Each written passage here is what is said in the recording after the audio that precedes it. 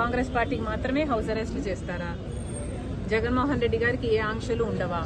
BJP దత్తపుత్రుడు కాబట్టి, మోడీ గారి దత్తపుత్రుడు కాబట్టి, తెర వెనకాల పొత్తు పెట్టుకున్నాడు కాబట్టి, అక్రమ పొత్తు ఉంది కాబట్టి జగన్మోహన్ రెడ్డి గారికి ఏం చేసినా చెల్లుతుందా? ఇద్దరి ప్రాణాలు తీసినా చెల్లుతుందా? ఏం సమాధానం చెప్తారు? జగన్మోహన్ రెడ్డి గారు ఏం సమాధానం చెప్తారు? చంద్రబాబు గారు ఏం సమాధానం చెప్తారు? పోలీస్ డిపార్ట్మెంట్ ఏం సమాధానం చెప్తారు? జగన్మోహన్ రెడ్డి గారిని కూడా కాంగ్రెస్ పార్టీ సూటిగా ప్రశ్నిస్తుంది.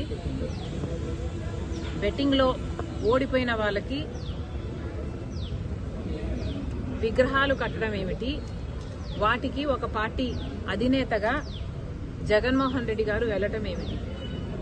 సమాజం ఎటుపోతుంది? ఎటు తీసుకువెళ్తున్నారు?